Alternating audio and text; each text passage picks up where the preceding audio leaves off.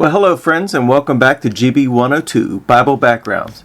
This will be our final lecture for this fourth week of class, and today we're going to focus on the large coastal plains to the north of the Levant, the plains of Acco, and the somewhat smaller Phoenician Plain.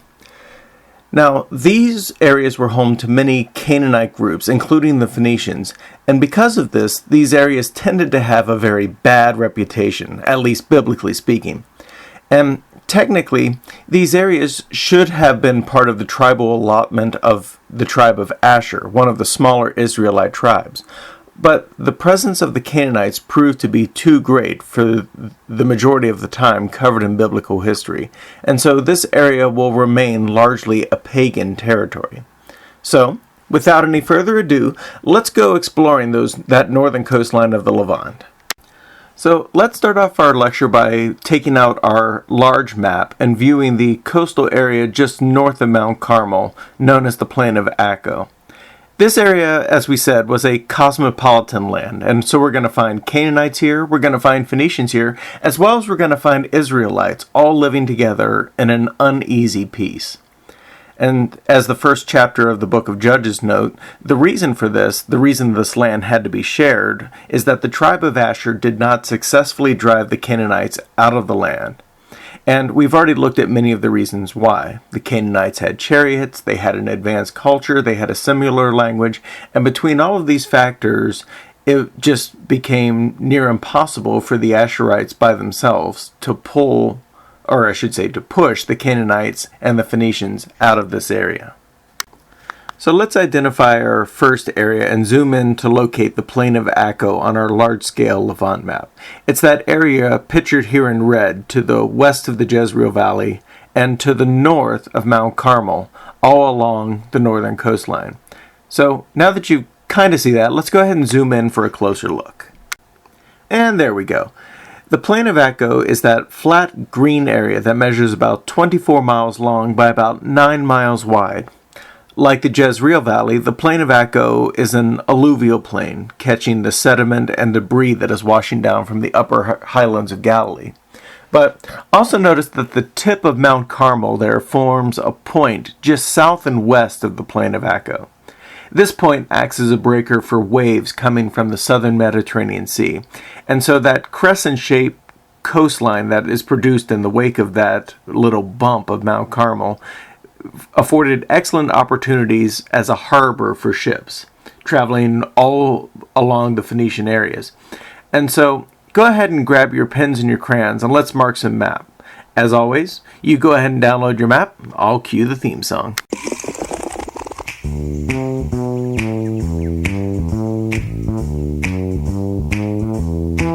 If there's a place you gotta go, I'm the one you need to know. I'm the map. Alrighty there, so you got that? Your blank thumbnail map should look something like this. So let's begin by identifying those areas that exist at the 4 cardinal points of the map. So as we've been noting, the Plain of Acco is there in the center of this thumbnail map. To the west of Acco is the Mediterranean Sea. To the north of Acco, we find the upper highlands of Galilee. And notice how those highlands come jetting out towards the west, almost touching the Mediterranean Sea and pinching off the Plain of Acco from the Phoenician Plain to the north. This upland barrier is known as the Stairs of Tyre, and it provided the easiest land route for the Via Maris to follow, i.e. the Via Maris isn't going to go traveling up in the mountains of Galilee if it can help it. Now, to the east of the Plain of Acco, we find the area of Lower Galilee and many of the towns that we read about in the Gospel accounts. And then finally, to the south, we find Mount Carmel, and we also find a tiny little area where the Kishon River runs through, and that connects the Plain of Acco with the Jezreel Valley. Alrighty, so get your blue pens out, and let's mark some of the major waterways now. As we noted earlier, the Mediterranean Sea lies on the west, and we've seen it before on every map that has had a coastline so far. The Philistine Plain, the Plain of Sharon, the Plain of Dor, and even the Mount Carmel map. Well, this continues the trend. The Plain of Acco also has a large amount of Mediterranean coastline. And this will mean that the Plain of Acco has miles and miles of sandy beaches. And these beaches today make Acco a very prominent tourist destination for people wanting to spend the day on a Mediterranean beach. So go ahead and pause your video here and mark the Mediterranean Sea on your map as I have shown. So our next body of water we want to discuss, we've already seen many times before. It's the Kishon River. This river originates in the Jezreel Valley, and it hugs the base of Mount Carmel as it flows out towards the sea, and it forms the plain of Acco's southern border. Now, believe it or not, that's really all the bodies of water we need to discuss for this map. So, let's move on and cover some of the major roadways. So the most important road running through the plain of Acco is that green line that curves around Mount Carmel. It hugs the coast, going all the way through the city of Acco, and then exits north through the stairs of Tyre. This road will be the primary way of reaching the Syrian cities of Antioch by land, as well as the Phoenician cities like Tyre and Sidon, Byblos, and Ugarit.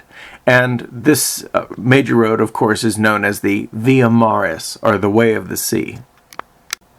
Now, our second major road is also a familiar sight from the Jezreel Valley map. That's the Beth Kerem Valley Road. And notice that it travels through the lowland depression that's in between the solid highlands of Upper Galilee and the more sporadic mountainous bumps of Lower Galilee. So go ahead and pause your video here and mark these two roads on the map that I've shown you here. The Beth Kerem Valley Road, heading east to west, and the Via Maris heading north to south through Acco. So now get out a different color and let's go mark the two prominent mountain peaks that show up on this map. The first of these mountain peaks is the summit of Mount Carmel. This area will play a very significant part in our presentation of 1 Kings chapter 18 that we'll show at the end of this lecture here.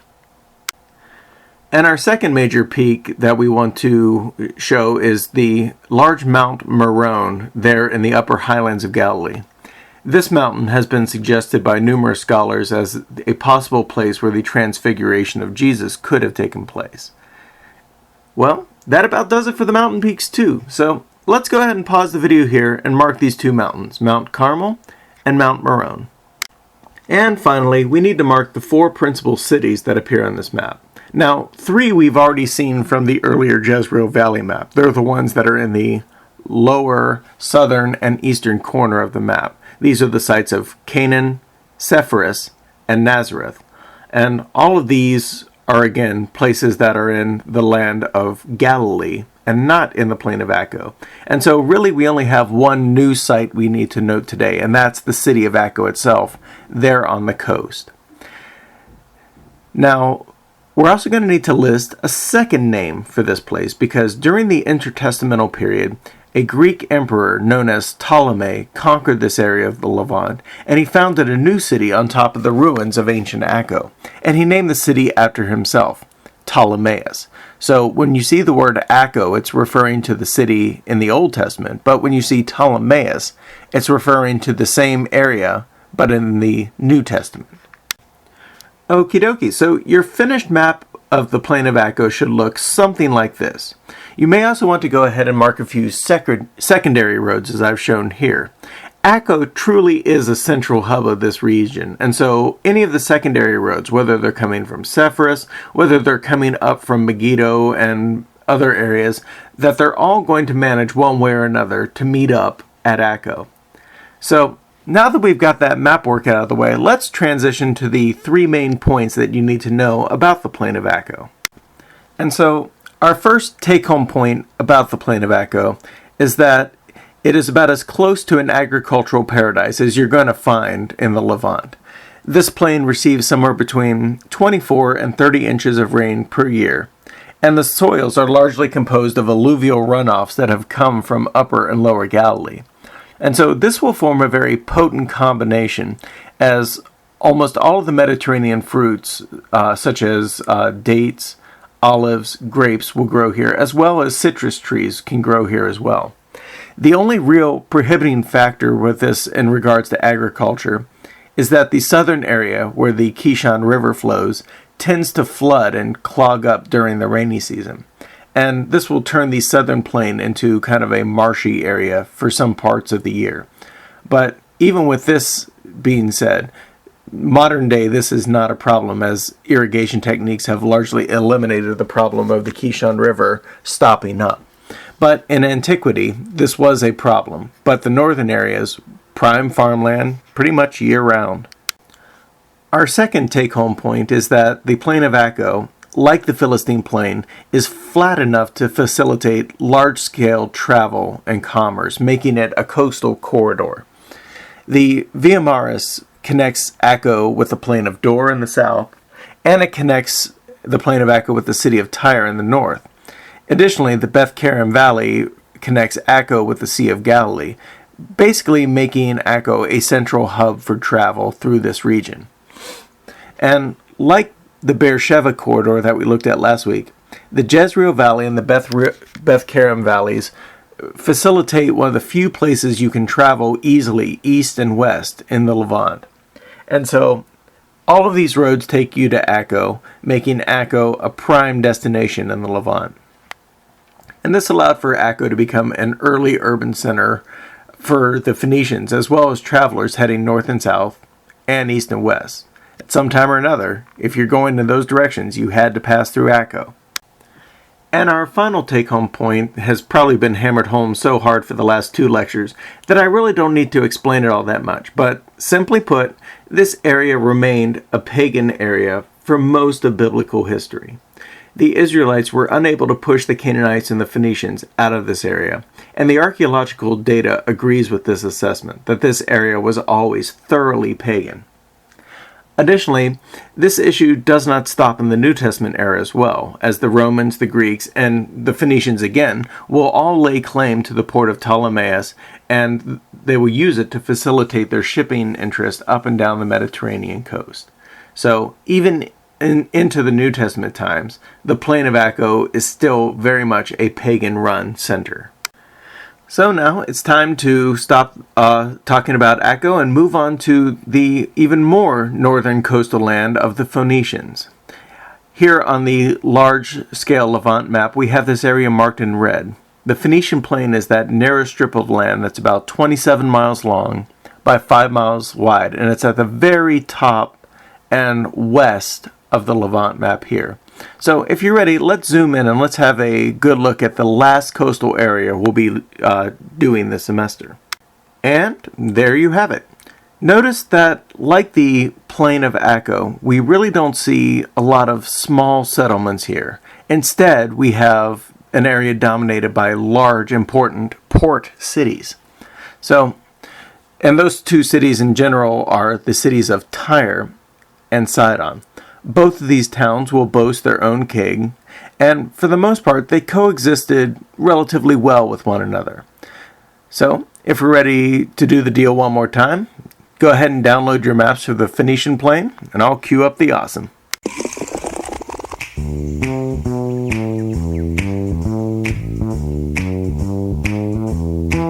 If there's a place you gotta go, I'm the one you need to know. I'm the map. So your Phoenician Plain thumbnail map should look like this.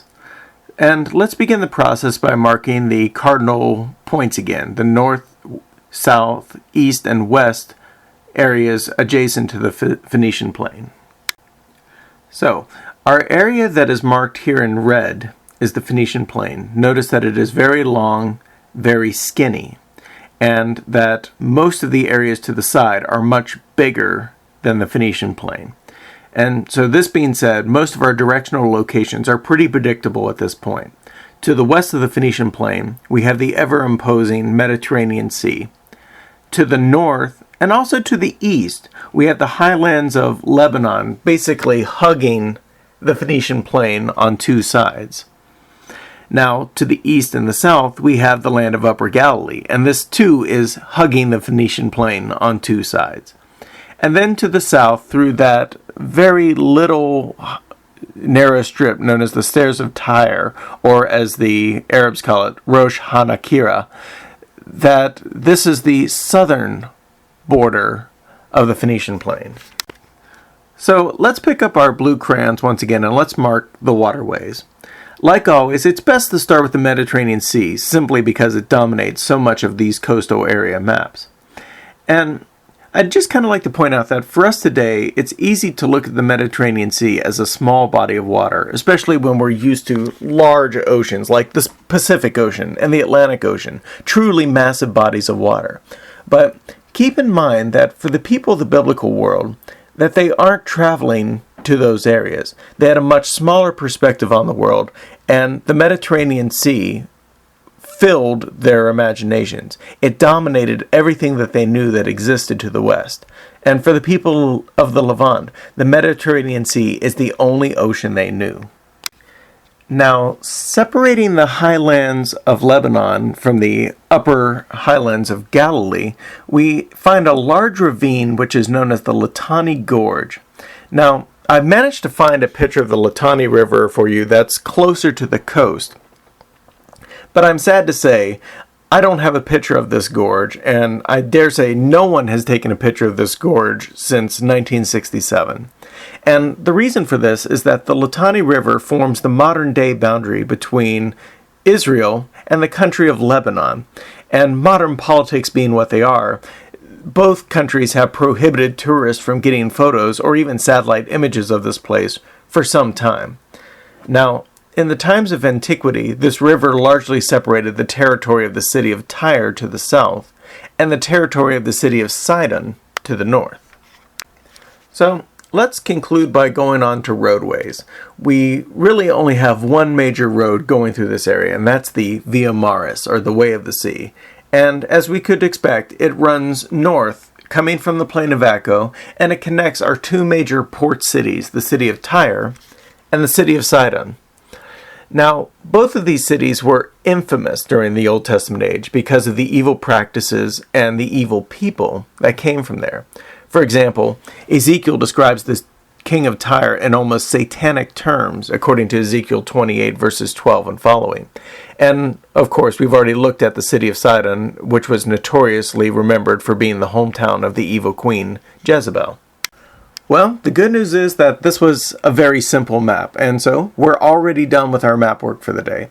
So, there's also a secondary road you may want to add that runs through the mountains of Galilee that connects Tyre with Caesarea Philippi at the base of Mount Hermon. But for the most part, this is not a very well-traveled road. North-south travel is really the only way to go if you're going to go through this area. Now, the Litani Gorge is also too deep to facilitate travel by land or by water. So again, this is a corridor of north-south travel, and really Tyre and Sidon are really your only locations worth traveling to. So let's shift gears here one more time, and let's talk about the take-home points for the Phoenician Plain. And our first point about this region is this, that the Phoenician Plain is a shady place, and by shady I mean it has a lot of trees making shade. The alluvial soils in the neighboring Lebanese mountains provide an almost endless supply of cedar and evergreen trees, or at least they did in times of antiquity. And because of this, both the cities of Tyre and Sidon became major exporters of lumber to the nations all around the Mediterranean basin.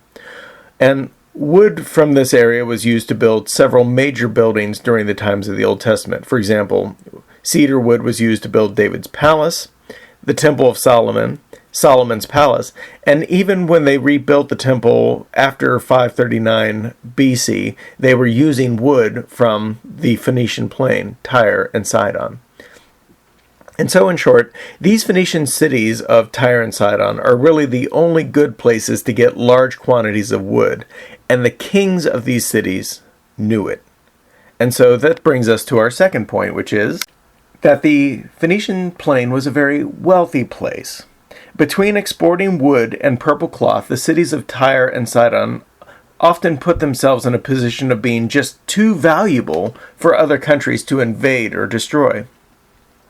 And one of the few recorded destructions of Tyre happened in the year 332 BC, when Alexander the Great sacked the city, but his purposes here were defensive. He knew that Tyre and all of its wealth were being used to support the Persian Empire, and so to stop this from happening, he destroyed the city of Tyre, probably figuring it's better that no one can have it if it's only going to use to support the Persian war effort. Now, also keep in mind that the biblical writers had some pretty choice words and smack talk when it came to describing the corrupting wealth of the Philistine cities. As I mentioned before, Ezekiel describes in his revelation from God that the king of Tyre is basically like Satan. He describes it this way, quote, "Son of man, sing a lament for the king of Tyre and say to him, this is what the sovereign Lord God says. You were a sealer of perfection, full of wisdom and full of beauty. You were in Eden, the garden of God. Very precious stones were your covering, ruby, topaz, and emerald, chrysolite, onyx, and jasper, sapphire, onyx, turquoise, and beryl. Your settings and mounts were made of gold, and on the day you were created they were prepared. I placed you there as the anointed guardian cherub. You were on the holy mountain of God, and you walked amidst the fiery stones," unquote. Let me tell you, this is a very ominous passage to compare a human king, the king of Tyre, to the riches that Satan once wore while he lived in the Garden of Eden. So, our last point about the Phoenician Plain is that it's a gateway to the west.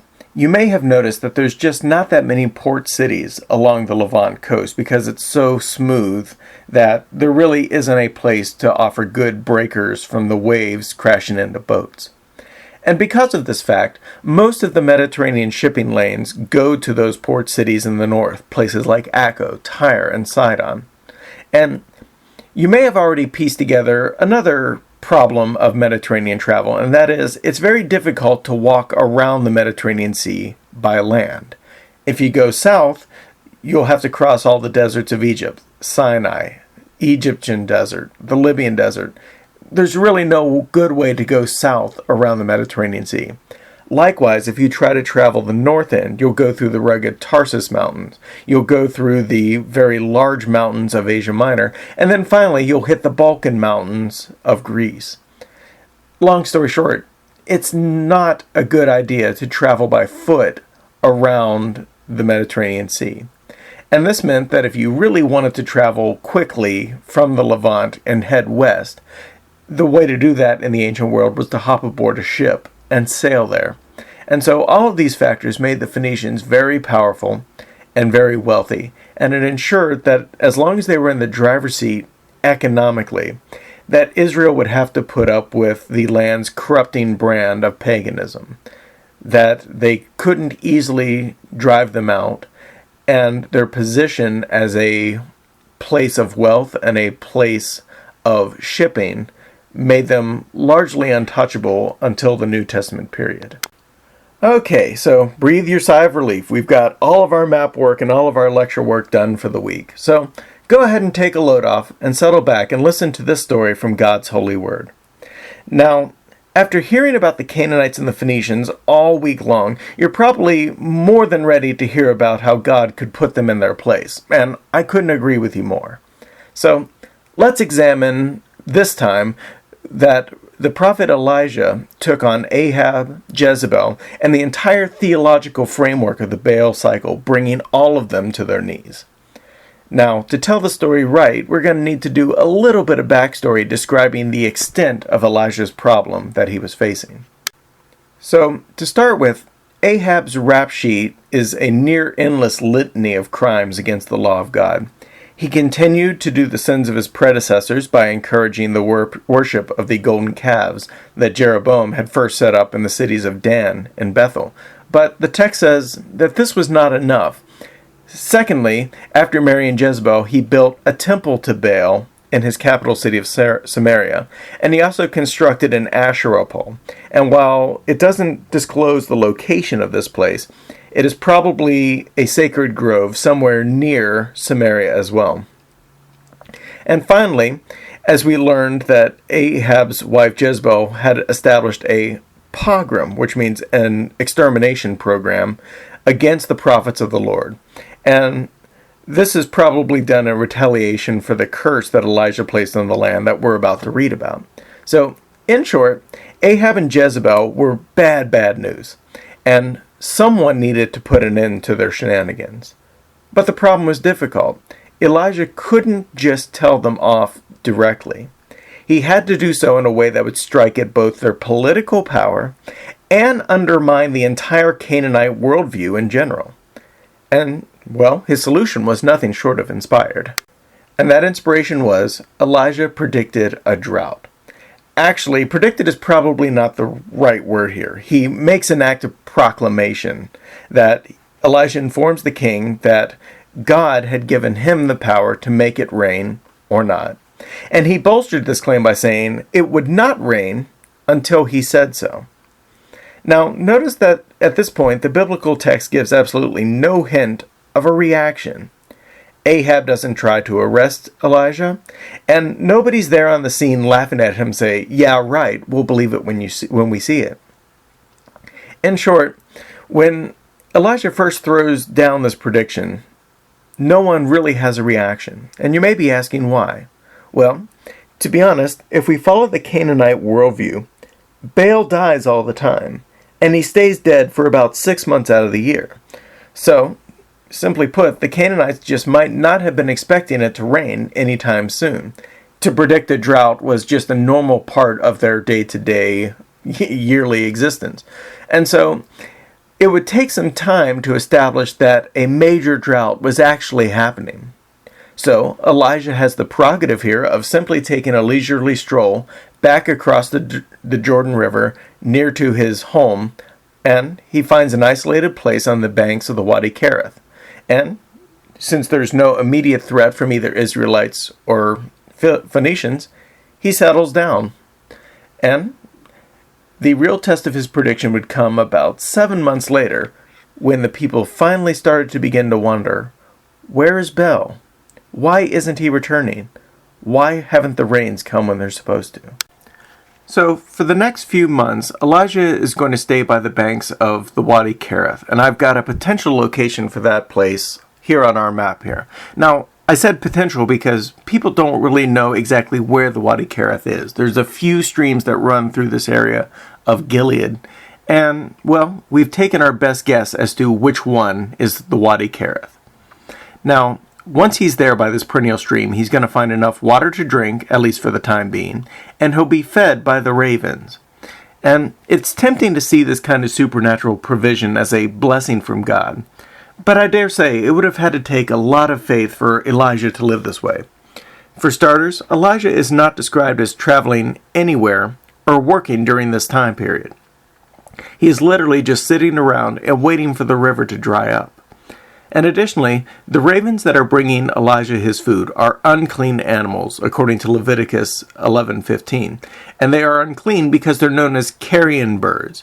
And this means that in all likelihood, these ravens are picking meat from dead animals, possibly dead humans who are dying from this drought, and they are bringing it to Elijah to keep him fed. And in some ways, this too is an example of theodicy. Elijah has done nothing wrong. He has not disobeyed God's law. And yet, he is suffering the ill effects of the drought just as much as the people who had bowed their knees to Baal. Well, eventually this river will dry up, and Elijah has to set off for a place that no one in Samaria or in Ahab's court would expect to find him. He moves to a town just a few miles south of Sidon, Jezebel's own hometown. And to get to the city of Zarephath, Elijah would have had to travel about 84 miles on foot. And since the Bible does not say which route he took, we're somewhat free to speculate on this matter. But notice that this travel happens quickly. It just says in one verse, he traveled from the brook of Kerith to Zarephath. But let's actually take that apart. What would that have required him to do? So, first, he would have had to follow the banks of the now dry Wadi Harod until he reached the city of Jezreel. This would have taken him past the cities of Pella, the fortress of Bet-Shan, and then eventually to the city of Jezreel. Now keep in mind that this is a very long trek, and he's doing so without water that will be flowing freely. The drought should have dried most of this up. So again, we see this guy suffering more, and if anyone doesn't deserve it, it's him. So now from Jezreel, at least the path gets nice and flat. Elijah probably would have followed the roads leading from Jezreel to the Wadi Kishon, and from there he would have turned north and entered the Phoenician territory through the plain of Acco. Now, one thing is for certain. He was headed in a direction where he would not find many Israelite friends or supporters. And surprisingly, this seems to be the point of the text. Elijah is going to spend the next few years with a widow and her son, who are ethnically Phoenician. Well, you know what they say, turnabout is fair play. If Jezebel is going to come down to Israel and militantly evangelize from the capital city, it's the least Elijah can do to go up and witness to a Canaanite woman in Jezebel's own backyard. So then, from Acco, Elijah would have needed to turn north, past the stairs of Tyre, and past the city of Tyre itself, and finally, a mere 4 to 5 miles away from Sidon, he would finally find refuge with a Phoenician widow in the city of Zarephath. Now, keep in mind that Elijah's ministry at Zarephath is very different from his time waiting by the brook of Kerith. For 3 years, he feeds himself, the woman, and her son miraculously by causing the oil and flour in her cabinet to multiply. And this is not just an act of mercy, this is an attack on the Canaanite worldview as well. Baal claims to provide fertility. Gods like Dagon claim to provide multiplication of various types of foodstuffs. But Elijah's God actually provides. Sometime later, when the son of the widow gets sick and dies, Elijah performs the first recorded resurrection in the scriptures. And this too can be seen as an attack on the Canaanite worldview.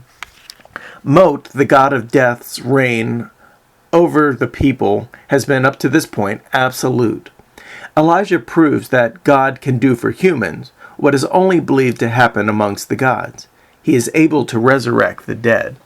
And this will be a significant break in the policy of Haram that we see for most of the Canaanites.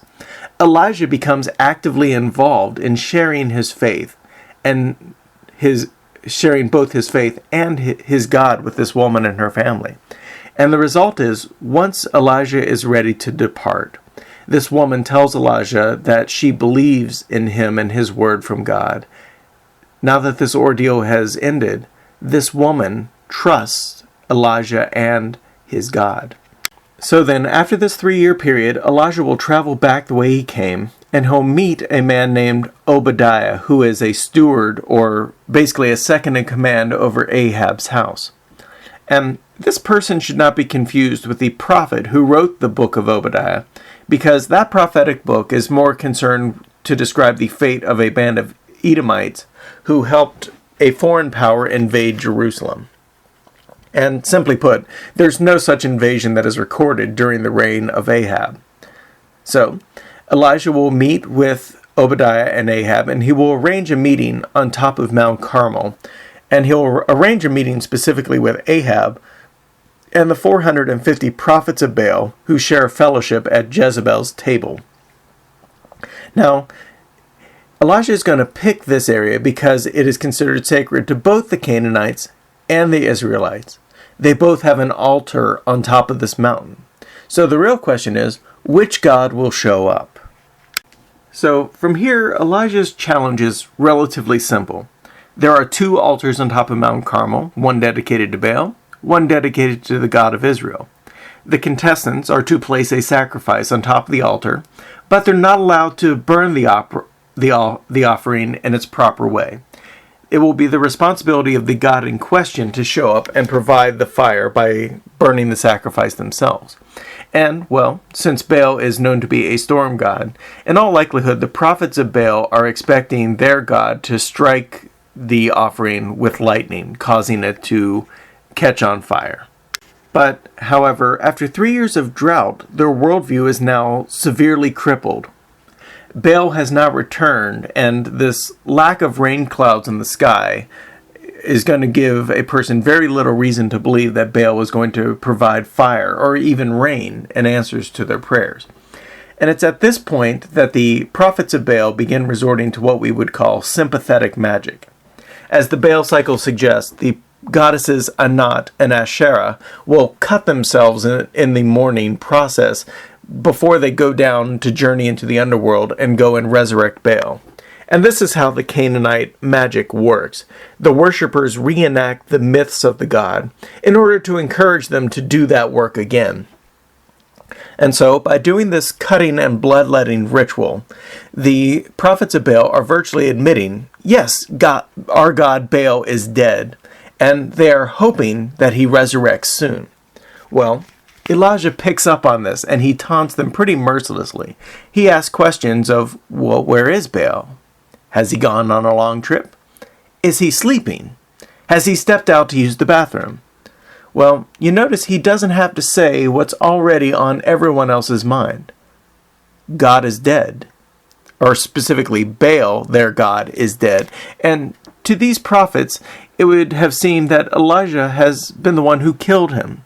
And he's killed him by the word of Yahweh, Elijah's God.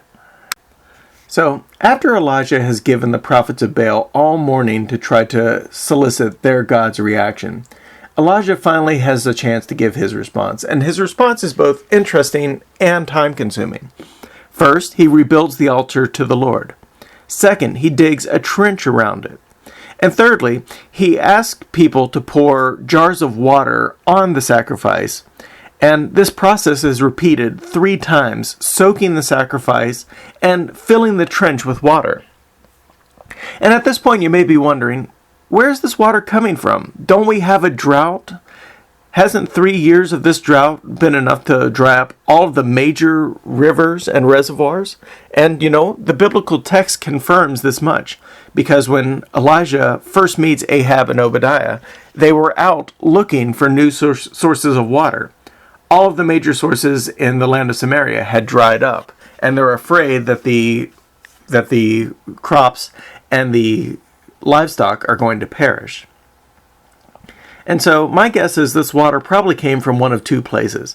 It either came from the Kishon River at the base of the mountain, but this assumes that this river has not dried up. The other possible source is that it came from the Mediterranean Sea, which is on the base of the mountain on the other side. But either way, somebody had to go down this mountain 3 times to get this precious water, and they had to do so knowing that Elijah was just going to dump the water out on top of the sacrifice.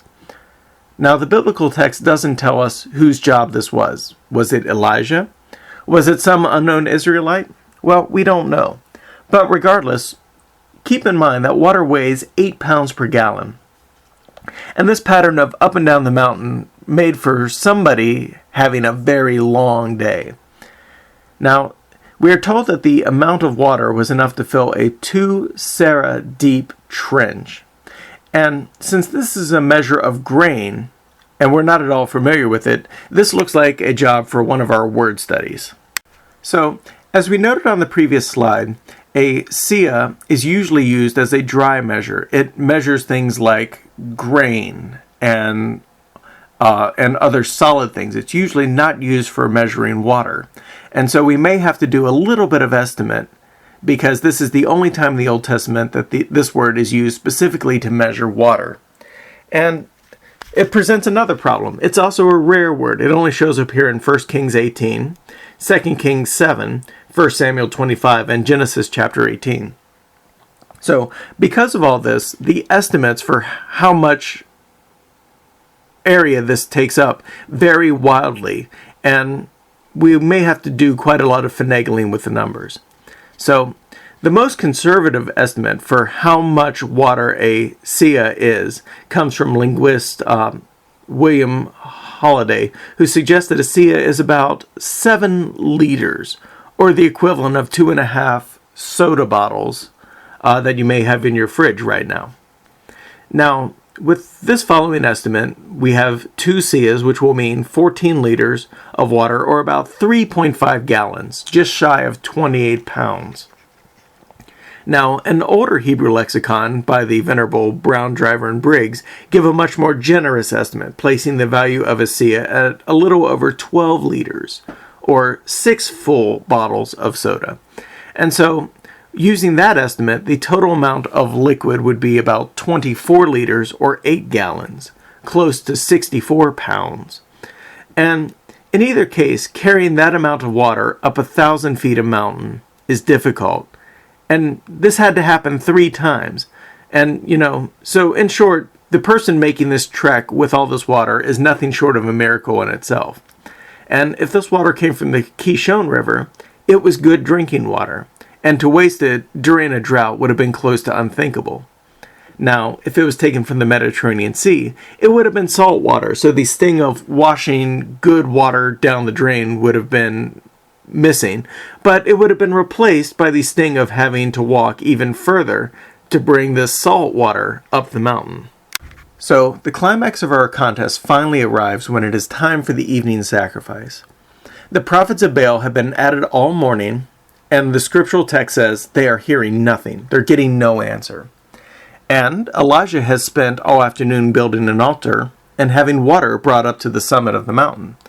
As far as the people can tell, no one's really getting satisfaction at this point. But then Elijah prays, and notice how short and to the point this prayer is. Elijah uses no magical rituals. He tries to implement no magical artifacts. He is simply praying, and he requests for God to show himself quickly. And God obliges. Fire consumes the sacrifice, the altar, indicating that the heat was strong enough to melt stones, and the fire consumes the water. And the reaction of the people watching is immediate. They fall to the ground and proclaim, Yahweh is God, Yahweh is God. And notice that this is a process that had to take 3 full years. But at this point, Elijah's prophecy finally comes full circle. His God has proven to be stronger than every other god of the Canaanite pantheon. By making a drought happen, Baal is killed, and he remains dead. By raising the widow's son back to life, Mot is denied a victim. Asherah is also left powerless to raise Baal from the dead, because the 450 prophets who are cutting themselves trying to use ritual magic can't even resurrect Baal. So you see, Elijah is not simply proclaiming that his God is powerful. He is destroying the Canaanite worldview. He could have simply just made it rain or dropped fire from the heavens, but doing so would have only demonstrated that his God Yahweh exists. It would not have proven that Baal is powerless, or even better, doesn't exist at all. But after this 3-year process of suffering through the drought, just like everyone else, Elijah has proven to the people that there is a God, his God, and that this God is both powerful and that the reverse, the Canaanite gods, are powerless. So our narrative ends here on a violent note. Elijah takes the 450 prophets that he has defeated and he rounds them up. He takes them down to the Kishon River and he subjects them to the Haram. He has all 450 of these prophets executed, and they are killed without mercy. And today we have a monument that sits atop Mount Carmel that stands as testimony to the ending of this story. This monument shows Elijah standing over a defeated prophet of Baal with his sword at the ready, able to deliver a death blow at any moment. And I would suggest that this too is a scandalous aspect of the gospel, that judgment for sin is very real, just as real as the forgiveness for sins. And this truth is that there is a very real cost for failing to worship God correctly. That the reimbursement for sin is always death, both physical death and a spiritual death. But you may be asking, why were the prophets of Baal punished at this juncture?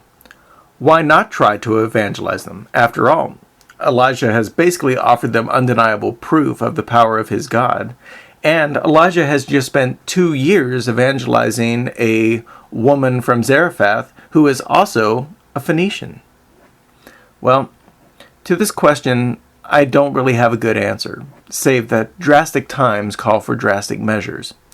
We read in the next chapter of 1 Kings 19 that Jezebel threatens to kill Elijah even after witnessing what he has done to her prophets. Does this indicate that if Elijah had simply let the prophets of Baal go, they would have just returned to their old ways as though nothing had happened? Well, sadly, we may never know the answer. But we can know for certain that Elijah offered undeniable proof that his God was real. He also offered undeniable proof that Baal and the other Canaanite gods were not real. And yet some people, like Jezebel and Ahab, persisted in worshiping the Baal gods anyway. And This too is a scandal of the gospel, that a miracle very rarely produces real, genuine saving faith. For example, Israel saw the power of God when he split the Red Sea, but then immediately they turned around and complained about their food shortages. In this passage that we've looked at, Ahab saw God rain fire from heaven. He then saw Elijah pray, and real rain fell from heaven at his word, just as he promised. But yet Ahab continued on business as usual. In the New Testament, we see Judas working with Jesus for nearly 3 years, seeing miracles on a daily basis, and still he betrayed Jesus. And this is the scandal of the gospel, that the Lord requires faith. And while the Lord is powerful enough to provide miracles, these miracles don't have a solid track record of changing the world and producing the kind of faith God is looking for. Indeed, in the Gospel of John, Jesus pronounces a blessing that blessed are those who have not seen and yet still believe that Jesus has been risen from the dead. Saving faith is trust in God and trust in what He has done, not necessarily seeing proof of that. And it's the sort of trust that Elijah demonstrates during the 3 years of drought, that he suffers along with the people, but he trusts that God is going to do exactly what He says. And so, my friends, I urge you to go and do likewise. Live and move in the realization that Christ the Lord has been proclaimed to be risen, that He has been proclaimed to be returning again, and that, as it is recorded in the Word of God, it is trustable, it is reliable, and it will happen. Ba-ba-da-ba-ba-ba! This presentation was brought to you by Obed Browski and his Daily Life in Biblical Times. It was also brought to you by Alfred J. Howarth, Gerald Mattingly, and Edwin Yamamuchi, and their wonderful book on the peoples of the Old Testament world. Read it if you want to find out more about Canaanites, Phoenicians, and Philistines. Oh my! Also, this was brought to you by William Holliday and his concise Hebrew and Aramaic lexicon of the Old Testament, the Holman Bible Dictionary, the New International Dictionary of Old Testament Theology, edited by William A. Van Gemeren, and by James E. Smith's wonderful commentary on the books of history, which covers 1 Samuel, 2 Samuel, 1 Kings, 2 Kings, and all of the books of Chronicles. Really worth it for a good read. So, thank you for your attention. Thank you for your time. God bless you, my friends, and we'll talk to you later.